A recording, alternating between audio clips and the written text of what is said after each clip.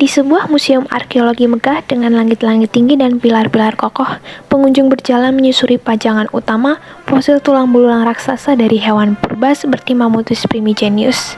Spesies ini hidup di lingkungan bersalju dan beku di masa es terakhir. Seorang kurator museum memberikan tur panduan kepada sekelompok pengunjung di depan pajangan fosil kerang purba dan menjelaskan bahwa fosil kerang laut ini ditemukan di pegunungan tinggi dan mengungkap fakta bahwa kawasan itu dulunya dasar laut ketika iklim jauh lebih hangat dan permukaan air laut lebih tinggi jutaan tahun yang lalu. Suasana berganti ke laboratorium analisis es. Dua orang ilmuwan sedang mengamati sampel inti es kuno yang diambil dari lapisan es Greenland dan Antartika. Mereka mengamati gelembung udara kecil yang terperangkap di dalam es, dan salah satu peneliti memasukkan sampel ke dalam mesin khusus yang mengukur dan mencatat komposisi serta konsentrasi gas-gas seperti karbon dioksida, metana, dan gas lainnya. Kemudian seorang ilmuwan lain mengoperasikan komputer untuk menganalisis data dan menjelaskan, dari pengamatan ini kita dapat menghitung suhu dan kondisi iklim ribuan bahkan ratusan ribu tahun yang lalu berdasarkan kandungan gas rumah kaca yang terperangkap di dalam es. Lokasi berganti ke hutan hujan tropis lebat dengan pepohonan besar menjulang tinggi. Seorang peneliti berjalan dengan seksama mengamati batang pohon dan mengambil silinder inti kecil dari batang pohon untuk dianalisis lebih lanjut dari beberapa pohon. Pola lingkaran pertumbuhan tahunan pada cincin inti ini merekam kondisi iklim setempat seperti curah hujan dan suhu selama ratusan tahun silam. Peneliti menjelaskan, dengan mengukur lebar dan kepadatan lingkaran ini, kita bisa mendapatkan informasi cuaca di setiap tahun di masa lalu. Misalnya lingkaran yang sempit menunjukkan musim kering atau pertumbuhan terganggu. Tim ilmuwan berpakaian lapangan telah mengambil sebuah tabung sampel berisi batuan yang diangkat dari kedalaman ratusan meter. Batuan ini akan diteliti untuk dipelajari komposisi mineralnya dan menentukan usia yang dapat mengungkap rahasia tentang perubahan iklim jutaan tahun yang lalu saat batuan itu terbentuk. Seorang ahli geologi mengamati sampel batuan dengan minat besar. Kandungan mineral dan rasio isotop oksigen dalam batuan ini memberikan petunjuk tentang suhu, curah hujan, bahkan salinitas laut di masa lalu ketika material ini terbentuk, seperti membuka jendela untuk melihat kondisi bumi iklim kuno. Ruang seminar dengan layar proyeksi besar di depan.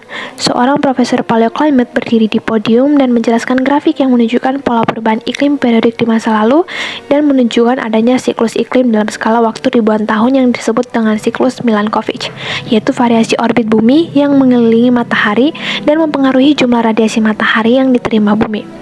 Faktor ini mengakibatkan perubahan iklim secara alami dalam siklus teratur.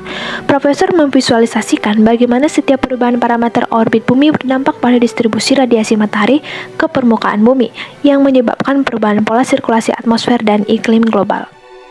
Kantor peneliti dengan meja besar di tengah, para ilmuwan berdiskusi dengan semangat tentang fakta ilmiah dan mitos seputar paleoclimate.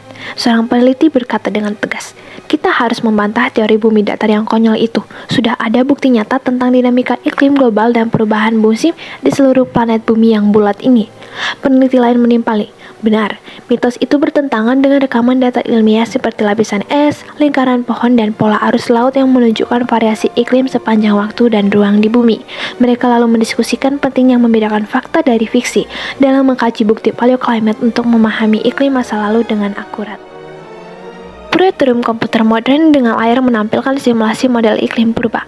Para ilmuwan dengan cekatan memasukkan parameter seperti konsentrasi gas rumah kaca, kemiringan suhu bumi sesuai dengan rekonstruksi data paleoclimate dari berbagai sumber.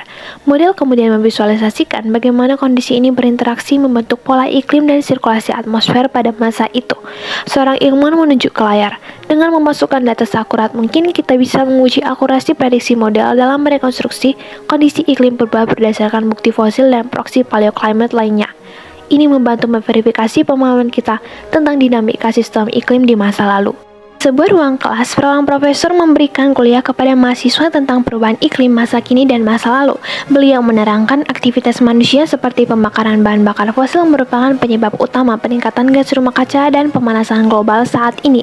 Profesor memvisualisasikan grafik yang menunjukkan lonjakan konsentrasi CO2 dan suhu global dalam beberapa abad terakhir yang jauh melebihi pola iklim alami dari data es dan proksi paleoclimate lainnya. Beliau melanjutkan pemahaman tentang paleoclimate memberikan konteks penting untuk menilai dan memproyeksikan perubahan iklim di masa depan, sehingga kita bisa mengambil langkah mitigasi yang tepat.